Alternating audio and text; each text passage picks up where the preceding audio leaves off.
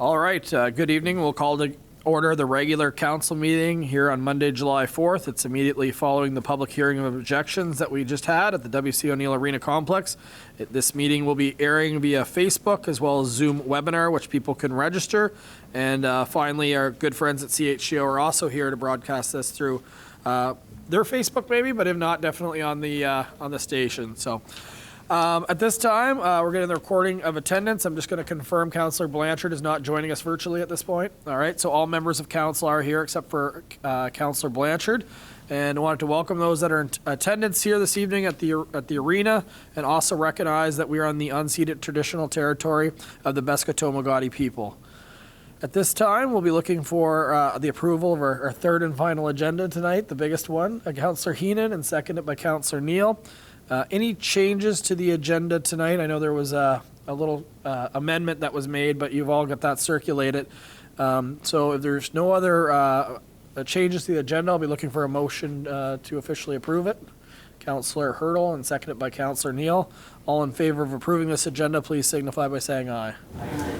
That is everybody. The agenda is now approved. We're into the disclosure of conflict of interest. There is a number of items on the agenda tonight. Anyone wish to declare one at this time? Seeing none. No presentations this evening, but we do have a number of minutes to approve. So before I start, you guys kind of know the routine now. I like to fly through them. Is there any changes to any minutes I should be aware of before I start reading them? Okay, once again, Mr. Knopper, I know you take them almost word for word, so it's pretty, it's for you, it's straightforward, so we appreciate that. So let's go through them very quickly. The first one are the minutes of the 220606 public hearing of objections to the zoning bylaw Z22-01 on Monday, June 6, 2022 at 6 p.m. Could I have a mover, please? Councillor Heenan, seconded by Councillor Neal. All in favor of these minutes, please signify by saying aye. Aye. Those are approved. The next one are the minutes of the 220606 public hearing of objections to bylaws 22-03 non-vehicular transportation on Monday, June 6, 2022 at 6:30 p.m. You're looking for a mover once again. Councillor Gumashel, seconded by Councillor Hurdle. All in favor of these minutes, please signify by saying aye. Aye. That is everybody. Those minutes have been approved. The next one is the minutes of the 220606 regular council meeting on Monday, June 6, 2022 at 6:45 p.m. A mover for this one, Deputy Mayor Akaji, seconded by Councillor Hurdle. All in favor of approving these minutes, please signify by saying aye. That is everybody. Those have been approved. And the last set of minutes are the minutes of the 220620 regular council meeting on Monday, June 20th, 2022 at 6:30 p.m. Looking for a mover. Got Deputy Mayor Akaji, seconded by Councillor Heenan. All in favor of those minutes, please signify by saying aye. Flew through those. Thank you, Council. Those are legal requirements. The next one is under communications, and this is the bi-weekly meeting that we actually have our CAO do a staff report that summarizes all members of staff in all departments. So at this time, I'd like to pass the floor over to you, Mr. Spear. Thank you, Your Worship. Happy belated Canada Day, everyone. As of the writing of this report, the weather appears fair for Canada Day, which it was, and we return to mostly normal activities. The following is a brief update on the activities of the council, of your council and local government. From council, with housing being the #1 priority of council, much of the discussion last month was how to improve the housing inventory and current regulations surrounding development. As a brief update, the development at the corner of Bar and Mowat, Van Horn Garden Homes, is currently in the engineer and design phase. They are actively in touch with the town and the Service Commission to acquire all their permits and approvals. At the top of Princess Royal Street, near Victoria Terrace, the services are being extended, the road built, and the infrastructure for the project is being installed. Expectations are that some of those units will be under construction this summer. Recently, we had a presentation by Compass Housing, Inc. about a potential apartment complex on Mowat Drive. This meets a different demographic than earlier projects and will increase the availability of more affordable housing in St. Andrews. Following advice from the provincial government licensing body, Council is reviewing what constitutes a lounge license. Although a bit contentious in the past, the licensing body now allows councils to put terms and conditions on this type of license. The rationale is that some businesses do not necessarily want to stay open late, but would like the option to serve drinks only to those who only want that. Your council is considering this closely and is accepting public input into it. Last month, there was a presentation by a community group about the establishment of an off-leash park within the town. They are willing to help raise funds for the park. Staff presented 2 options to council for the community group. They have responded to their preferred location. We now require instructions from council if you're willing to designate the land for that purpose, prepared to budget funding towards it, and to allow staff to collect donations on behalf of this project. At the last meeting of council, staff presented 3 options to replace the tourism signage currently at the end of Reed Avenue and the bottom of Harriet Street. At this point in time, we are circulating the options selected to other community stakeholders for their input to see if we have a consensus on the design. This has been an ongoing discussion for many years now, and we are just trying to update the current signs which are out of date and at the end of their life. If anyone has ideas for another look, feel free to provide examples to town staff. After we have settled on the preferred design, we'll also consult on what location should be identified on them. Administration. The gate at Katie's Cove has been installed and as of the writing of this report, closed, so the water level will return to its seasonal high. I wish to thank Mike LeBlanc for making this a priority and getting it completed quickly. The competition for the manager of recreation has now closed, and we will be conducting interviews this week. This is the second time this posting has been advertised, and we got a broader field of candidates this time around as we involve the services of a recruiter. Staff are making a concerted effort to replace a couple of hundred residential water meters in the town so we can get back to full consumption-based billing for everyone. In addition to the meters, we are also investing in reading equipment that will allow us to electronically record and input the data into the billing system, reducing errors, increasing efficiency, and providing more timely information. Our goal is to go back to consumption-based reading in the spring of 2023, but depending on the delivery of meters and installation, it may be postponed until the fall of 2023. A special thank you to the members of the Beskitamahati Nation that allowed us to celebrate National Indigenous Peoples Day with them on June 21st. The sun was out at Centennial Park as they led us in prayer, a drumming ceremony, and shared some of their crafts and foods. We appreciate the members of the community who took time from their day to come down to celebrate with them. For services, as I am sure residents noticed, there's a lot of construction activity going on in the month of June. Although carried out by contractors, multiple staff are kept busy doing periodic inspections, delivering water tests, trying to minimize the amount of inconvenience to the community, and dealing with engineers and construction staff and issues that may come up. Prince of Wales should be paved in the next couple of weeks, and the last project is 3 blocks of Ernest Street, which should be completed by mid-August. The outdoor crews were in full swing prepping the town for the busy summer season.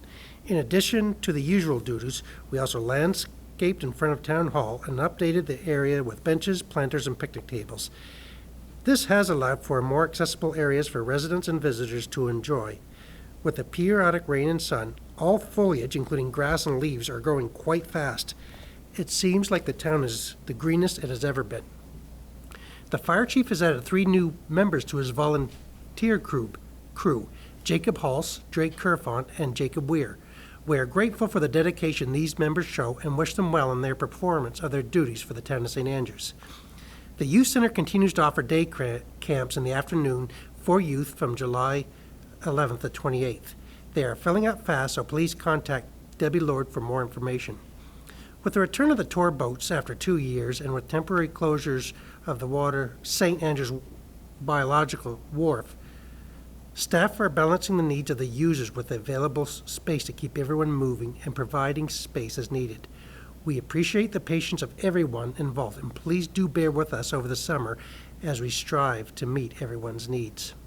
In conclusion, there's an expectation that Char's traffic will be especially high this year as travel has opened and St. Andrews set itself as a prime destination during the pandemic. Each of us are an ambassador in the community, both with each other and with visitors, so please keep that in mind in your day-to-day interactions with everyone you meet. We are always eager to hear feedback from you as we execute our duties in providing your services to give us an opportunity to do it better. Feel free to reach out and communicate our successes and any concerns you may have as we strive together to be the best community we can be. Sincerely, Chris Spear, CAO Treasurer. Thank you very much, Mr. Spear. As well, in your package on page 45, you do have a full financial review as of the end of May for the town of St. Andrews. Mr. Spear, is there anything that the council should be aware of you want to highlight at this time, or is it pretty much as expected at this point? Pretty much as expected. Maybe just touch on a couple of quick points, Your Worship. As an accountant, I bet you do. Yeah. So if you give me the next, 45 minutes to 2 hours, I'll be good. No. As expected, Public Works right now is running about $90,000 over budget because of the winter time. We're looking at other places for savings, including deferring capital projects, and I'll provide a more updated report in the next few weeks of where it leaves us. A very quick calculation that I did about a week ago, I feel fuel's going to be up about $30,000 because of the increase in fuel. Now, see, it's coming down, but that's a significant increase in about 50% of the budget allowed. Besides that, everything is going well, and will be some more updates over the summer to provide you some interest in those that are going forward. Thank you very much. Any other questions from any member of council? If not, first I'll take a mover to accept the staff reports as accepted. Councillor Heenan, and seconded by Councillor Hurdle. All in favor of accepting the staff reports, please signify by saying aye. Aye. Those have been accepted and can go on record as submitted. All right, at this time we're going to get into the introduction, consideration, and passing of bylaws and motions. And the first one is going to be under Finance and Administration, Deputy Mayor Akaji. There is a blank in the motion. I was wondering if you could say 1,300 or 1,300 just as the amount, because that's the amount that's requested. So just from a starting point versus us have to amend it. Not to say we can't, it's just a starting point versus doing it. So I'll pass it over to you.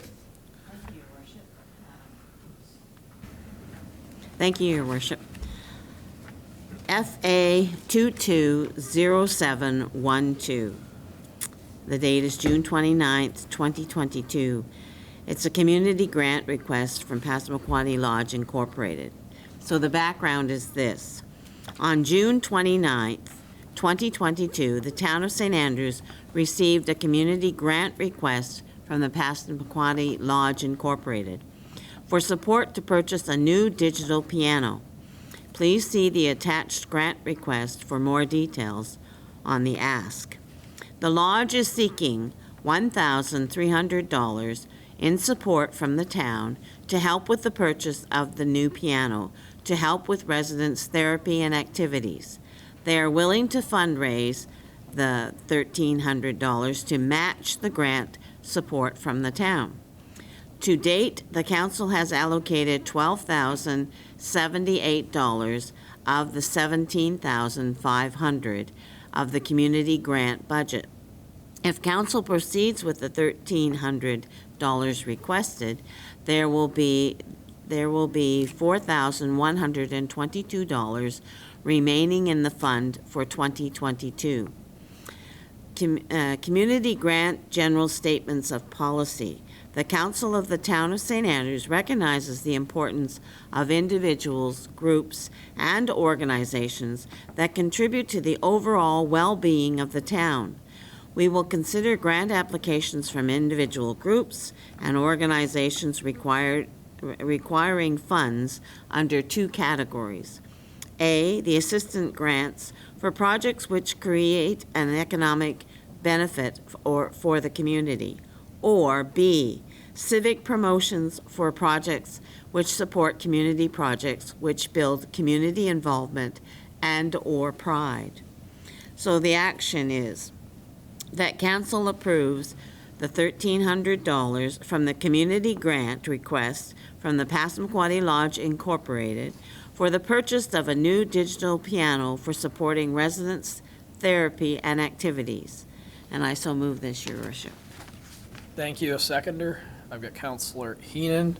All right. Discussion. Any comments from any member of council? Got Councillor Hurdle. Thank you, Worship. Just a point of information. Just in the second paragraph, they're willing to fundraise $1,300 to match the grant support from the town. So if we go to $1,300, they would be purchasing a $2,600 digital piano. Thank Correct. you. Any other questions or comments? All right. I'll call the question. All in favor of this motion, please signify by saying aye. Aye. Sounds good, and it looks like the Passamaquoddy Lodge is 50% of the way to getting a new digital piano, so thank you, council. At this time, we're moving on to public safety. Councillor Neal. Thank you, Your Worship. This is reference number PS 220709, and is an amendment to bylaw 18-01, regulate vehicular traffic to Schedule B, no parking anytime for Frederick Street. So the background reads, the town of St. Andrews has received several complaints regarding the parking allowed on both sides of Frederick Street from Water to Queen Street. Please see the attached staff report. The town of St. Andrews has received a request to open up additional parking spaces along Joe's Point Road between Parks Canada Blockhouse and the Nigel Reef Restaurant. So the first motion is that council amends Schedule B, no parking anytime, under bylaw 18-01, a bylaw to regulate vehicular traffic in the town of St. Andrews, to add Frederick Street between Water Street and Queen Street from the grocery store parking lot to the Frederick Street stop sign east side as no parking. And I so move this. Thank you, Councillor Neal. These two motions, just for aware, are not related, but they're kind of under the same category, so it's not like we're taking away some to put them at another place. They're completely unrelated. Could I have a seconder for that motion? Councillor Heenan, and we'll open up discussion in regards to the one that's beside the grocery store, I guess Frederick Street to start. Any questions or comments? Okay, I'll call the question. All in favor of approving this motion, please signify by saying aye. Aye. As everybody, so that has been approved. And the next one, Councillor Neal? The second motion reads that council amend Schedule B, no parking anytime, under bylaw 18-01, a bylaw to regulate vehicular traffic in the town of St. Andrews, modify Joe's Point Road with the following. 1, Brandy Cove Road, Harriet Street, north side. 2, Niger Reef parking lot to Harriet Street on the south side. And 3, Brandy Cove Road to Blockhouse parking lot on the south side. And I so move. And a seconder for that one. One second. Got Councillor Gumashell. Discussion on this one. Councillor Hurdle. Thank you, Your Worship. In this case, when I look at the map here, this will be in an area that's already treacherous for pedestrians. This will be forcing pedestrians to be walking in the middle of the road. There is no other place for pedestrians to pass.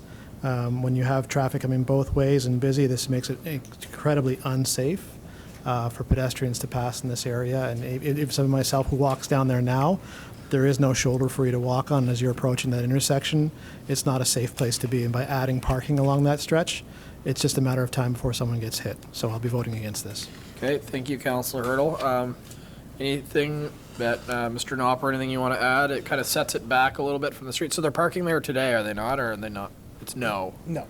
Currently, Your Worship, they're not parking there now. It's actually, there were pylons and everything set up, so there is no parking there. We do see people, we do enforce this area quite heavily, as it is both a National Historic Site and, just to give you an idea, there's over 15,000 visitors that come to that blockhouse on any given year. So in that area, yes, it does get tight. Again, we also have a business there that is looking for additional parking. So that's why it's been brought forward to council as a request in that light. There could be options. So one of the other concerns that we have from both bylaw enforcement and the historic national site is people tend to try to park on the grass and in the area beyond the shoulder. So we've actually moved people along from there as well. So there's options where we could set up a couple of concrete small barriers to help prevent that from happening. But to Councillor Hurdle's point, yes, it is a narrow area. Yes, there's not much walking shoulders. Now, for the public to know, there is still some parking in Centennial Park as well as at the blockhouse. But the general feeling is if you're using that parking, you're there for the park or you're there for the National Historic Site. So it is very limited within the parking area, but understanding and staff understand the concerns as well in regards to safety. Perfect. There is a dip there as well on a turn. Any other member of council want to add on? I've got Councillor Gumashell. Thank you, Your Worship. Mr. Peterson has had his business there for a number of years, and just adjacent to his parking lot, there are 2 or 3 little spots where 2 or 3 cars could go. It's difficult to park there and go have dinner. It's been there for a long time. There haven't been any accidents. I find all of the cones standing there to be a bit of an eyesore, and I think we should get rid of some of the cones and try to create a few extra spots for his business along that stretch. Thank you, Your Worship. Perfect. Anyone else like to add in? Councillor Neal. For staff, Absolutely. could you just clarify for me exactly where, I just found the two diagrams a little confusing between the yellow and the red line, which look like they're in the same spot. Like, where exactly is it that we would like to allow the parking? So, Your Worship, we would like to allow the parking. If you look at the second picture in the diagram that's provided, gives you a little more closer look. So, you've got basically in front of the blockhouse area is the preferred location, which is between the blockhouse, part of the blockhouse parking as well as the parking lot for the Niger Reef. I personally would not recommend going any further. I would block that off because transports come up there, and it's a sight line issue, specifically when it comes to Harriet Street and Water Street there with Reed.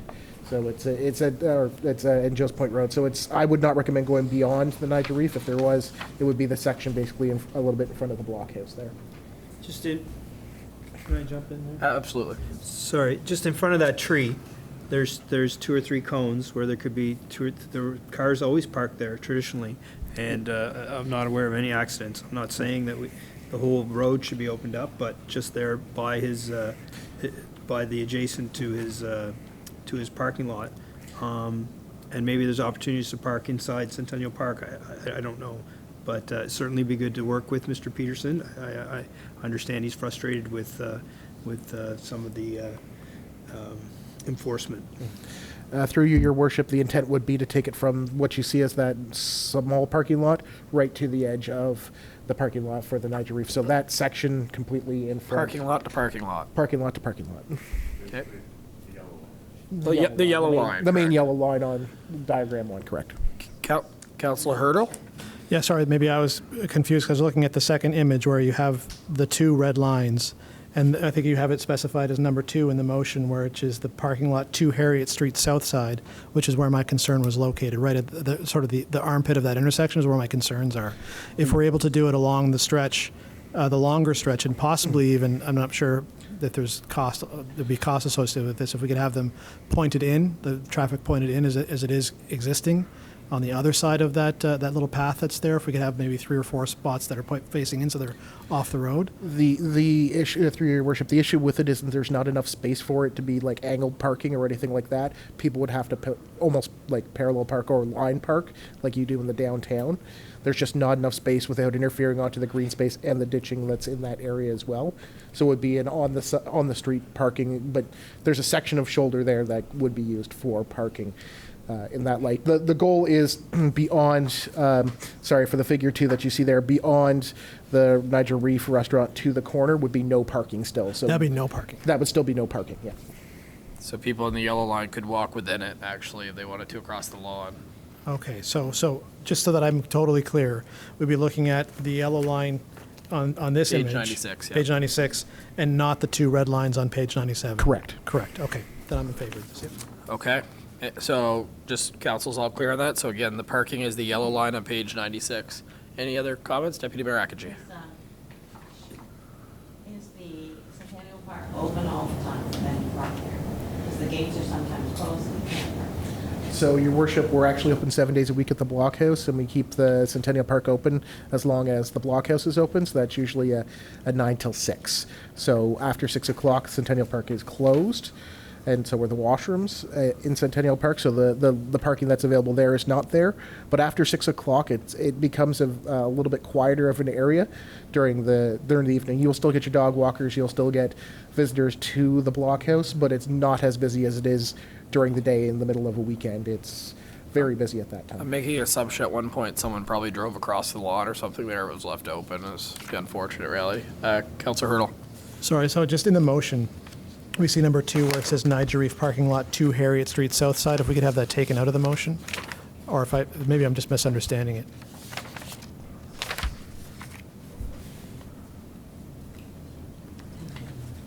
Does that make sense to you, Mr. Dauber? Sorry, Councilor Herder, which section are you? So on page 92 with the motion, the second motion, So we're amending the no parking anytime to include parking on these three things, or am I confused? So, I'm so confused. the way, through your worship, the way it works is, because we're putting it into the no parking anytime section, these are the places you don't park. Yeah. So it opens up that one section of the yellow that's open. So, because we're I'm in the with no you. parking anytime schedule that we have to adjust. Sorry, a little slow. Yeah. Thank you very much. So just to clarify, we're adding 3 or 4 parking spots. Right, okay. Okay. Correct. It just clarifies for Thank you. bylaw enforcement at the end of the day, but it does make more spots available than what's there currently today. All right, any other questions? I think it's amazing which ones slow us down, right? Okay, since there's no other questions and no amendment needed then, I'll be looking for all those in favor to signify by saying aye. That's everybody, and that has been approved. We are now moving to Recreation and Community Services. Councillor Gumashell. Thank you, Worship. Reference number RCS 220610, dated June 28th, submitted by myself, and the subject is Dog Park Concept Motion for Open House Meeting, and there's an extensive background. On June 6, 2022, at the regular council meeting, the Dog Park Committee presented to council a concept for a dog park to be located at the Water Tower in St. Andrews. From discussion with council, staff was directed to identify alternative locations for the park in St. Andrews. The Water Tower area was noted by staff to not be advisable for a park, as the area requested may be used for a new water tower in the near future. On June 20th, 2022, at the regular council meeting, staff brought forward 2 options for the council's review of the dog park, one at the Harry Mallory Sports Field and one at the Queen Street Extension. Council instructed staff to meet with the dog park committee to identify the option they felt most feasible. It was noted that council liked both options and had a preference for the Queen Street Extension. On June 22nd, 2022, staff met with the Dog Park Committee to review 2 options presented to council. From the discussion, they noted both options were feasible and would take it back to their whole committee for feedback. Attached is a letter from Kate Johnson regarding the preference for the dog park location. The committee recommended Harry Mallory Sports Field as their preferred option based on a scoring matrix provided with the letter. As part of the discussions with council, it is recommended that the town host an open house for the public to provide feedback on the preferred option for the dog park at the Harry Mallory Sports Field. Staff would recommend the date of Monday, July 25th, 2022, from 6 to 8 p.m. at the council chambers, W.C. O'Neill Arena, for the open house. This will provide time for staff to notify the public of the opportunity to provide feedback. Feedback will also be welcome in writing to the town of St. Andrews. And the motion reads, that council sets the date of Monday, July 25th, 2022, from 6 to 8 p.m. at the council chambers, W.C. O'Neill Arena, to host an open house regarding the potential dog park to be located at the Harry Mallory Sports Field. And I'll make that motion. Okay, Councillor Hurdle, and now we're open for discussion on this one. Any comments? It's for a presentation, but again, if you're okay with the Harry Mallory Sports Field is really, I'm sure you're fine with the presentation. That's the only thing that there would be to, I think, talk about. If they're seeing nothing, I will call the question. All in favor of this motion, please signify by saying aye. That is everybody, so that presentation will happen in public engagement session. So we are going to the star of the evening once again, under Planning and Economic Development, Councillor Heenan with his very long motions.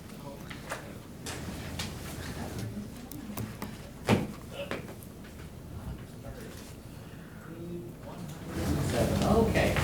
Your Worship and Council, PPB 220613, Amendment to Z22-03 to the zoning bylaw Z22-01 regarding text amendment to section 3.33 for licensed premises, second and third reading.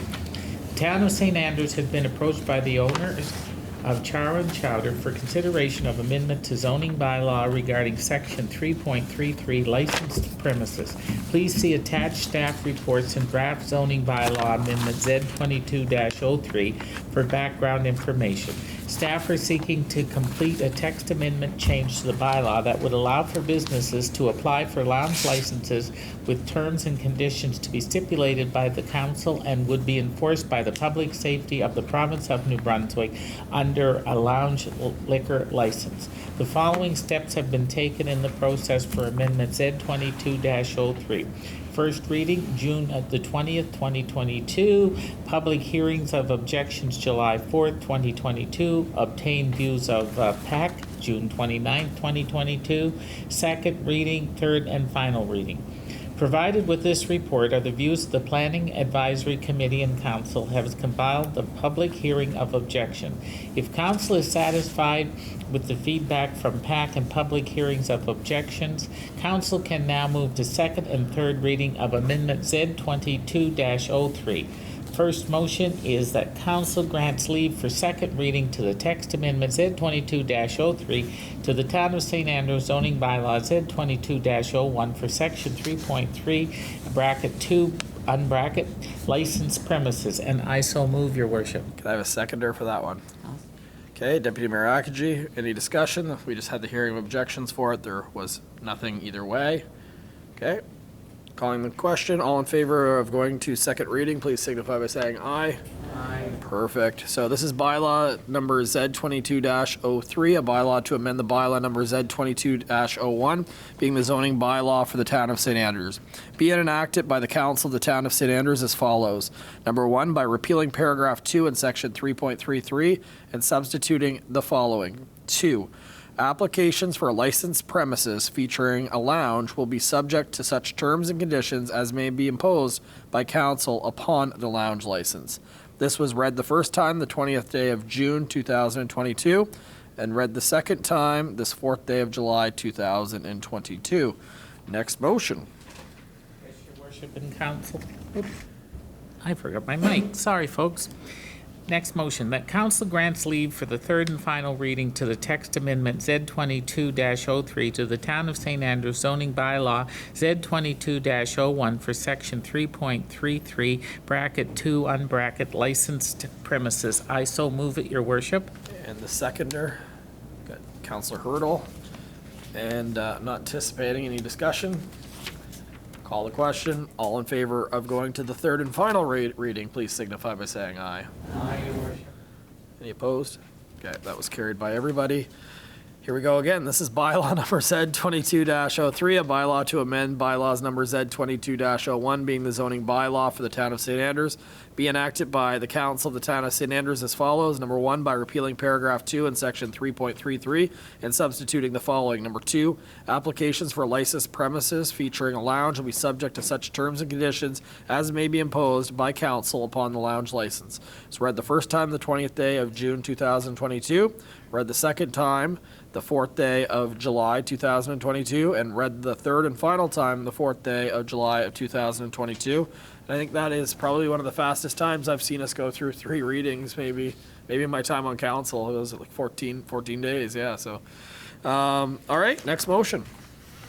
Yes, Your Worship and Council, it's PED 220709, zoning bylaw Z22-01, section 3.33, bracket 2, unbracket, licensed premises, terms and condition, Char and Chowder. With the changes to zoning bylaw Z22-01, section 3.33, bracket 2, unbracket, licensed premises, council has the right to apply terms and conditions to businesses applying for a lounge license under the enforced by the Department of Public Safety for the province of New Brunswick. The Char and Chowder restaurant is seeking to attain a lounge license and is willing to apply for a lounge license with the following terms and conditions. Number 1, operating hours for alcohol are between 11 a.m. and 11 p.m. Food must be served with alcohol between 11 a.m. and 7 p.m. Alcohol can be served without food between 7 p.m. and 11 p.m. The Char and Chowder is subject to all rules and regulations from the Department of the Public Safety of the Province of New Brunswick regarding lounge licenses. These terms and conditions will be provided to the Department of Public Safety of the Province of New Brunswick as part of the lounge license requirement and will be enforced by the department. The motion, Your Worship, is that the Council of the Town of St. Andrews sets the following terms and conditions under zoning bylaw Z22-01, section 3.33, bracket 2, unbracket, licensed premises for the Char and Chowder restaurant. Number 1, opening hours for alcohol are between 11 a.m. and 11 p.m. Number 2, food must be served with alcohol between 11 a.m. and 7 p.m. Number 3, alcohol can be served without food 7 p.m. to 11 p.m. The Char and Chowder is subject to all rules and regulations from the Department of Public Safety of the Province of New Brunswick regarding lounge licenses, and I so move. Thank you. Seconder? Deputy Mayor Akagi, discussion on this one?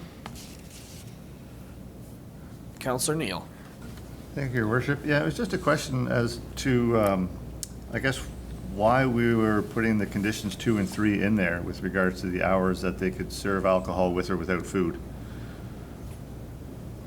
If they're already subject to all the terms and conditions from the Department of Public Safety with regards to the lounge license.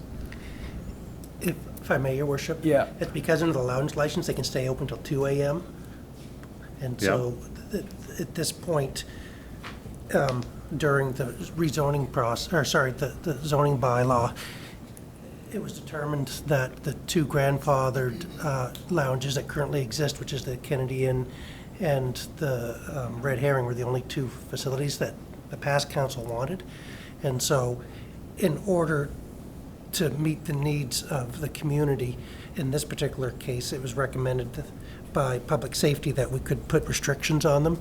And so that it was kind of a more restrictive type of license compared to a normal lounge license. And the owner in this case was very open to that. They were, you know. I guess, I fully understand what the CAO is saying with regards to serving alcohol between 11 and 11 p.m. I just wasn't sure why the food stipulation was included. Your Worship, I can touch on that. Absolutely.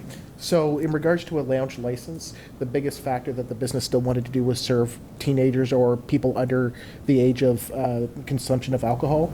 In order to do so, under a lounge license, you have to have a parent or guardian come with you at all times. By adding in the food stipulations within the process, it allows them to still serve those that are underage burgers and their meals without having the alcohol within it. So it just gives a bit more of a stipulation that allows them to still serve the general public of all ages. Perfect. Thank you. Thank you. Any other questions? All in favor of this motion, please signify by saying aye. Aye. It's everybody, so that has been completed. Next one, Councillor Heenan. PED 220710, Amendment MP 20-02-01 to the Town of St. Andrews Secondary Municipal Plan, MP 2002 for PIDs 01320035, 150548993, 256 and 260 Water Street for Bridle Path International Incorporated. The Town of St. Andrews has received an application for the amendment of MP 20-02-01 to the Town of St. Andrews Secondary Municipal Plan, MP 20-02 for PIDs 01320035 and 150548993 at 256 and 260 Water Street from Bridle Path International Incorporated. The proponents are seeking an amendment to allow for the development of a 12.2-meter 4-story mixed-use apartment complex. Please see the attached planner report from Mr. Gopin, Senior Planning, regarding the amendment request.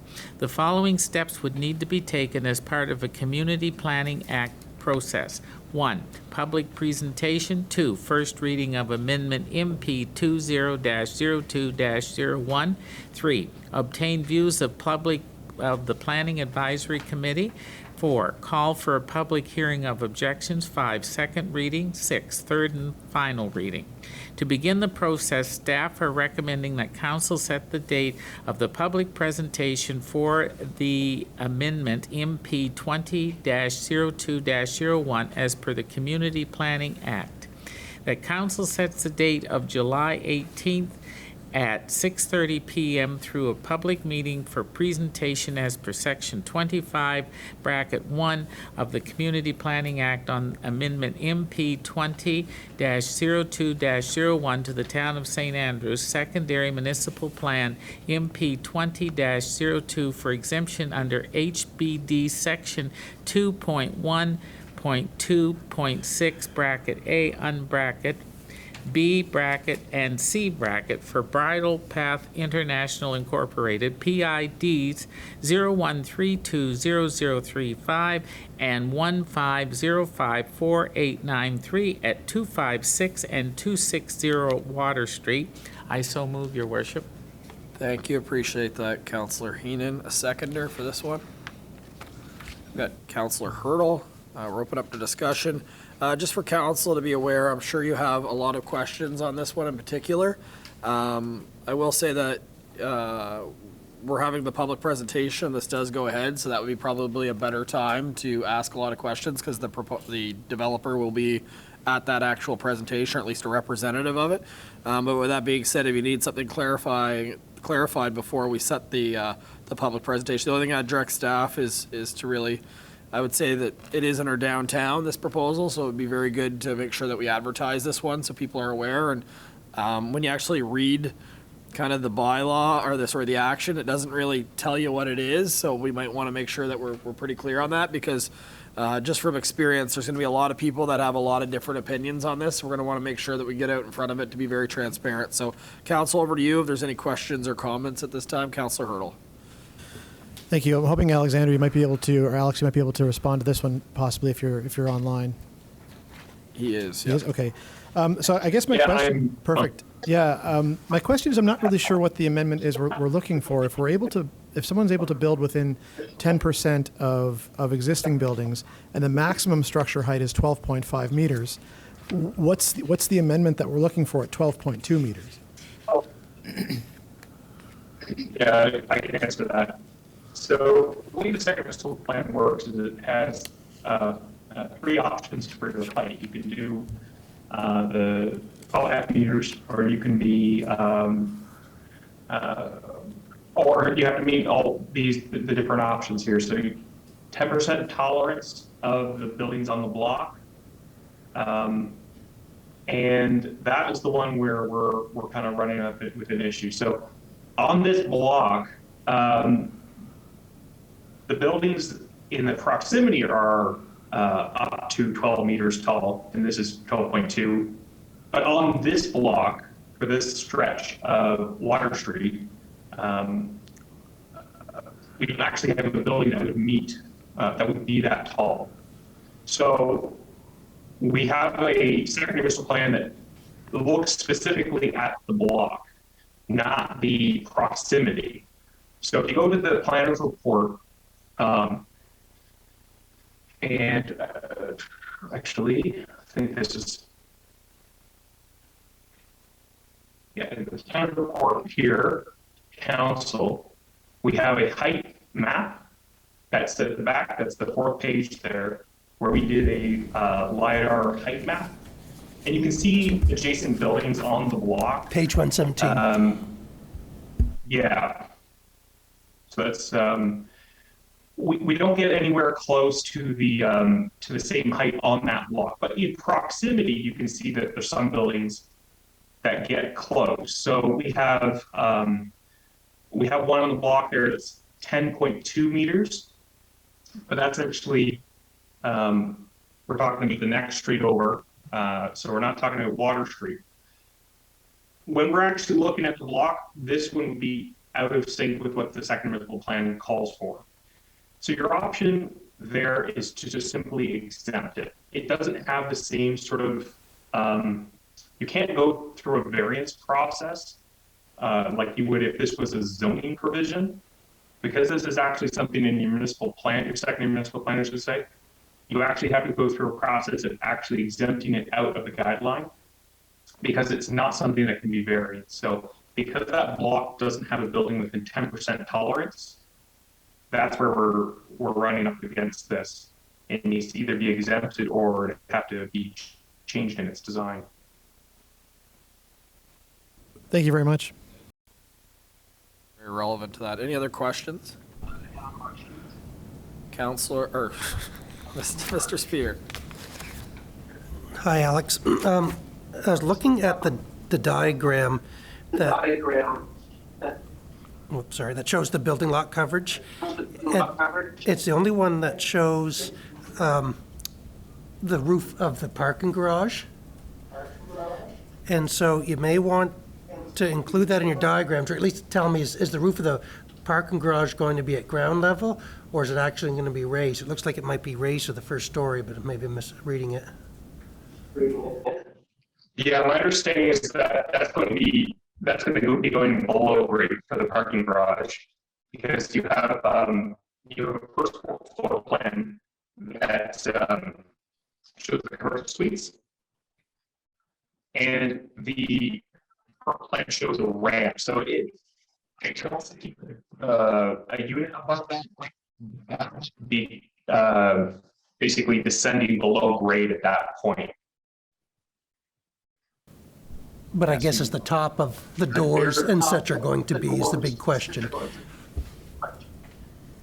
Anyway, just clarify that before the next meeting. Yeah, can be clarified. I could be wondering what the rear of the building will look like. All right, any other questions? Okay, seeing none. I will say from a council perspective, it would be, there's some images attached of this, and I mentioned to Mr. Knopper earlier today. I think it would be very beneficial for council when you look at the actual landscape of it, like the look of it. It would be really good to have a colored image as well, just so you can actually visualize it. And if there's a way that we could have, and again, it's if it's a big complicated task, it's another thing, but just that straight up image and how it compares to the buildings beside it and around it. I know that top view really explains it with numbers, but it actually doesn't do visual justice. If there's anything we could do so council can actually visually see it, when you're talking, those heights, it's really hard to visualize them, to be completely honest. And then the other thing is just keep in mind that it's not just people that are at the street corner, it's people behind them as well. 4 stories is not a usual build for the town of St. Andrews. But with that being said, on the other side, before you go to vote, is 30 new units in the town of St. Andrews. It's not a small jump, and I know this council is very dedicated to getting new units. And we have about 960 odd dwellings, I believe, in the town of St. Andrews.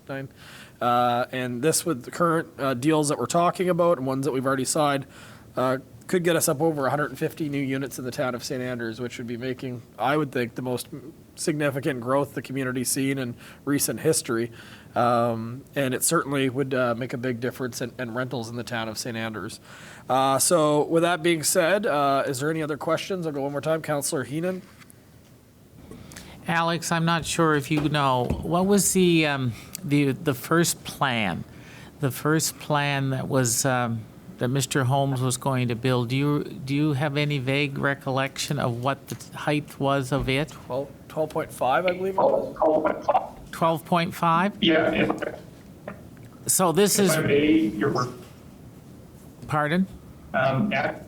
Actually, the original proposal from HMS Transportation, yes. Jeff Holmes, that podium in that case was going to put it to 14.4 meters. Yes. And yeah, that went through 3 readings of council to rezone it to allow the project. But right. What was a bit of a challenge with that was that once it gone through the 3 readings, the zone didn't actually accommodate the development. And at that time, it was the Planning Review Adjustment Committee who was dealing with this, and they had to review 7 variances because the zone didn't accommodate it. Whereas with this one, the difference would be that the zone actually would permit what is being proposed. The 12.5 meters would meet the under 12.5 meters, which meet the height guideline, or height requirement, I should say. The challenge here is this one is simply that it cannot meet at 12.2 meters, which is smaller than the first one. It cannot meet the secondary municipal plan height height, average block height requirements. So I should maybe just add, it doesn't, by exempting it of the second mission plan, staff are not suggesting that you just exempt it from all requirements. What we're actually suggesting is that you do it in conjunction with particular bylaw for this particular PID or set of PIDs called the development scheme, and where you can regulate all other types of features that council sees fit or may come up in the hearings or in public presentations. So we can go into that further, but does that answer your question, Councillor Heenan? Yes, thank you very much. Thank you, Your Worship. Thank you. You're welcome. We'll have, I'm sure, lots more questions, but any other questions? Okay, let's go. All in favor of this motion, please signify by saying aye. Perfect, that has been set, so we will have that presentation again on Monday, July 18th at 6:30 p.m. And we're on to, I believe, the last one, actually. Thank you, Your Worship and Council. PED 220711, 376 Queen Street, request for terms and condition for installation of shed on town right-of-way. On June the 6th, 2022, at regular council meeting, council made a motion to waive the fees for a variance application to the Planning and Advisory Committee for Ms. Joan Tennant at 376 Queen Street to have a shed installed in the front yard of her property for an all-year-round mobility scooter. Upon review of the property by the Southwest New Brunswick Service Commission, the placement of the shed would be on the town's right-of-way. Please see attached report from Mr. Gopin, Senior Planner, for the location of the shed on the right-of-way. As such, the request for the placement falls onto council and not the Planning Advisory Committee. Staff has reviewed the placement of the shed for infrastructure concerns. Please see attached map of infrastructure noting the placement of the water shutoff and the water lateral lines. If the shed is placed in the location indicated by the planners, it would be the responsibility of the owner to move the shed at their cost for access to the infrastructure. Staff recommends the following in terms and conditions for consideration by council. Number 1, placement of a 7x7 shed at 376 Queen Street will be allowed on the town right-of-way in the front yard of the property as indicated by Southwest New Brunswick Service Commission. Number 2, placement of the shed must be located behind the fence on the right side of the front yard of the property from the roadway. 3, if repairs are needed to the in-ground infrastructure, it is the responsibility of the owners to move the shed at their cost for the town to complete work. That upon sale of the property, the new owners seek permission from Town of St. Andrews on continued placement of the shed in this location. That the shed must be maintained in good condition at all times. 6, that the town of St. Andrews is held harmless from any damage incident that could occur to the exterior or the interior of the shed. Please note that the town polled residents in the area for the pack. Adjacent residents had no issues with the placement of the shed with the condition it remained sheltered behind the current fenced yard. The town received notices of support. Motion that council approves the placement of a 7x7 shed in the front yard of the PID 01324771 at 376 Queen Street for Miss Joan Tennant on the Town of St. Andrews right-of-way with the following terms and conditions. Number 1, placement of a 7x7 shed at 376 Queen Street will be allowed on the town right-of-way in the front yard of the property as indicated by the Southwest New Brunswick Service Commission. 2, placement of the shed must be located behind the fence on the right side of the front yard of the property from the roadway. 3, if repairs are needed to in-ground infrastructure, it is the responsibility of the owners to move the shed at their cost for the town to complete the work. 4, that upon sale of the property, the new owners seek permission from the Town of St. Andrews on the continued placement of the shed in this location. 5, that the shed must be maintained in good condition at all times. And 6, that the town of St. Andrews is held harmless from any damage or incident that occur to the exterior or interior of the shed. And your worship, I so move. Thank you, a long one for you. Seconder, I so move. Deputy Mayor Akagi. Any discussion on this one? Counselor Heenan. Yes, your worship. I'm just, absolutely fine with everything, but it's number 4 I have a problem with, that upon the sale of the property, the new owner seeks permission from the town of St. Andrews on a continued placement of the shed in this location. I'm not sure if I'm happy with that idea. Like, this is made specially for Miss Tennant, and I just don't know if I'm happy with the idea that, that it can always be there. I mean, this is made on a condition for the property owner herself, which is absolutely 100% perfect. It's just if the property sells, we end up with a contentious shed that's on our right-of-way for a long period of time. What the number 4 do will give the council of the day the opportunity, though, to say yes or no. Yes, that is true. Yeah, and I think the reason that we're being so flexible this one is it is for, as we saw from a previous presentation, it's for a mobile accessibility scooter. So, Yes. but that will give, that actually, by putting that in there, makes it not permanent. That's right, and that's all that I want to make sure that it's known that it's not permanent. It is for now, as long as the current owners. Yeah, Yes. perfect. Anyone Okay. else? Okay. Your worship, sorry. Yep. I can't make an amendment. I'd like to suggest one maybe. On part 2, it says placement of the shed must be located behind the fence on the right side of the front yard on the property from the roadway. I would add, and such fence must be maintained in good order. As long as that can become an eyesore potentially. Do I need to repeat it? Sorry, the director. So just as a suggestion, on part 2, it talks about the fence that's going to hide it from the roadway. I would also add that that fence must be maintained in good order at all times. Perfect. Let's do an amendment on that since we're this far along. Can I have someone move to amend that? I've got Deputy Mayor Akagi, a seconder. Counselor Heenan, any discussion on the amendment as proposed by our CAO? All in favor of the amendment, please signify by aye. Aye. That's been amended. Let's go back to the original motion then. Can I have a mover on that now that the amendment's been approved? I've got Counselor Hurdle and Counselor Heenan.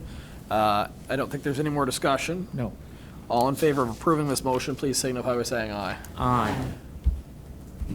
Anyone opposed? Seeing none. So that has been carried.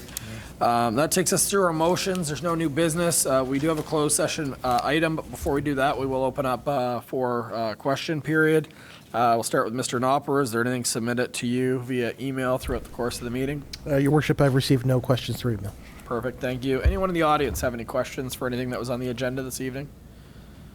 Thank you very much for attending. We appreciate it. So there's no questions at this point. So at 7:48 p.m., council look for someone to move to go into closed session per Local Governance Act, Section 68(1)D, the proposed or pending acquisition or disposition of land.